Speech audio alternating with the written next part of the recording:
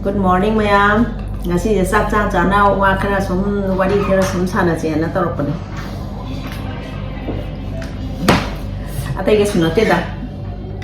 Aina YouTube number se ko. YouTube se keno tawe. Akhoi se tha ahum mari di lecture ru re ba ko. La na maram moir ga sum akhoi nuai ta na dum video se thagat kaya thagat lu dre ba ko. Ada aina ngasi je ma'am da wa khara sum hygienic ba hai tare. Hygienic se ke sunate da. YouTube hai ba platform se ko. Nahang tana tawgadabani ahan di tawba yai natraga yade haibagi niyom di thoina leitabra haina khalle ba ko ada akoina magi haina ba na magi masagi talent kari krasing do si YouTube sigi mateng sina loina ma uthopa yai adubu samasi da mana uli potuna amang ba amadi akai ba pidraga di thoina kaidabra haina khalle ba ko aduna ahaloi rasu ahaloi gera angang oi gera magi phaja ba talent to dum uthopiyo kaisu akai ba leite masidai sida nahanga tana tawgadabani ahan nga tana tawgadabani haibagi thoina masai sida kaisu kaino tawde masai sida khaidok leite na aina khanje ko aduni da ado ngasi se imong nupi na ko ma se suti le na sak se tana loigre ado aina belandi iroma pamjabani mana iroma se kano tawe ado ngaren chu ngarang nga thongbai ngaren chu leba ado aidi ngaren do saningdre ado nga ataw basi oina sarage hana tawre ba ko ai hinjang ma thenga chu ka yam chakhan si sak breakfast yam phajana chu tok sangi ne yam kan chu saning ba chu oide ba ko aduni da ado aina khoi je ado ba ngasi aina injury ba phi se sigi phi se akhoi mau akhoi isi nau mau ahum khatane ba ko akhoi piba ahum khatane ningoni aude ba ko ado aina sesta aina variant sida la amdai sida ko ai se ithanda lakpani na akhoi kai hane ngasai gi process mayam ma leibani na ba ko aina kaino tawba ithanda pochai am puraga di ai se kaino tawroi hadana angang gaina so ima pot yam porkan na hai ba ko ada adumai toroga aise poche ipu dana aise phanianga phi katang hape aduga adumai toroga kano tawe adum khara comfortable oi ba dress ama selaga ko adum ai flight tonga pane ko adumai tawida aina phi se akhoi mete gi sana bidadi phi se dum yan ba do dum satna bani na ko phi me in bai se satna bani na aina phi si di manung da hapsan thokra ba ai su bhap to hodra ba hai tare ko ada akhoi se ai se numit phate da jatra se itai hoi da hana tawa thola aga lei ba adai da ai se kano tawa phi se ai si yani ngai phi se leitre amakhak tu de na lage sa hapsan thokre ba ada isi na ko si phi se puthoga se si oi na yan gro an puthora pire ba ko ado isi se mama wang se hi da lei hidre ado magi kri gra amta thorum amta di yaw ngam hodre ado phiroi di nangna ba thoga yaw jerui ba ko ado ni aina ngasi gi video se ai isi dedicate to ba oina tawjare ado ai nungaite isi do legi da su ko mai tawduna ai se dumaina ai se journey da dumai tawga ai se mafam si se lakhi bane ado akhoi gi traditional dress se akhoi je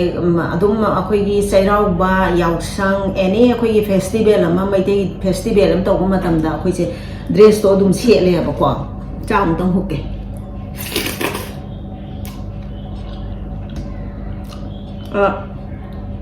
dress amna akhoi magul leina thamba hai tare adugumba function am tholopa matamda akhoi dress se adum set na ba na yam section na thamjabado yam marang kain porok tabani na ko adumai tawe ado ai se pak su thopa su yadre isu ma isu leirakpadagi ko isu se thaduoga su chappa ngamdre adagi moi da su ai sakhibada yamna problem su oidoraba khangaba adugini da aduna dress se yamna marang kaina leitabani na akhoi gi function akhoi gi festival gumba to gumba matam da di adum akhoi gi dress se adum sechara ke marang maya da akhoi na thopa matam da dress se akhoi adum ato dress adum sechar set le ba ko yam pa muja ba hai tare marang kaina leitabagi adai da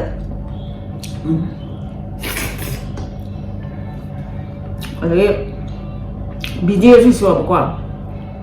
mafam sida le su kana ga da video khara dum namning ba hai tare ko ado mafam sigi lambi thong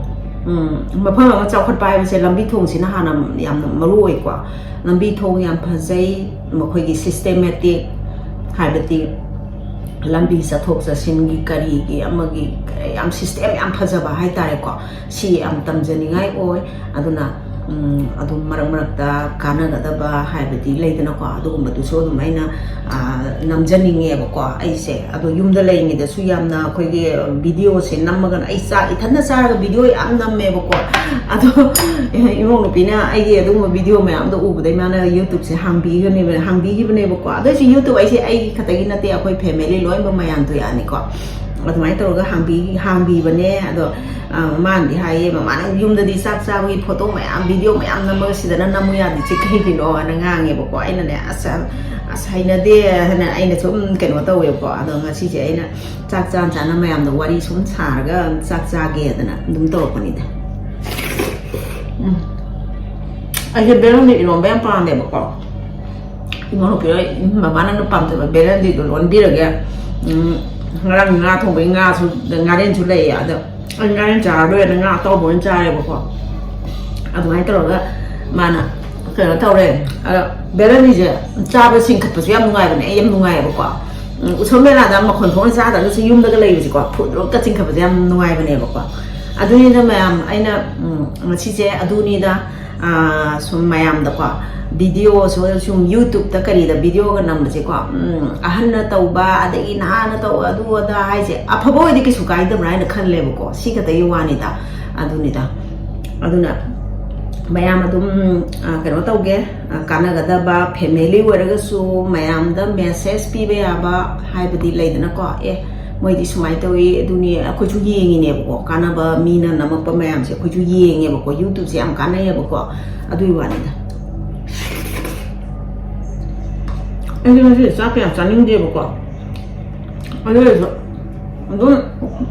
mayam wari sana nih ada dong sasaran nggak tahu sih tuh maupun bisa bangam dem yang kayak jam sab sih jam ni kuang akhirnya dokter kan bisa yang hal ya ba lalu ni mayam video saya yang chang di number dum mayam sini wari se kaisu leba wabudi nate da adum sum mayam khangmina se adana mayam na lana khanbai hawro yawraga su lana khanbi ganu haiba message to adu khatang ni aina mayam da pijeri se aduni da mayam kano taro se ai sak se loi babok chabade ai uchara roi ado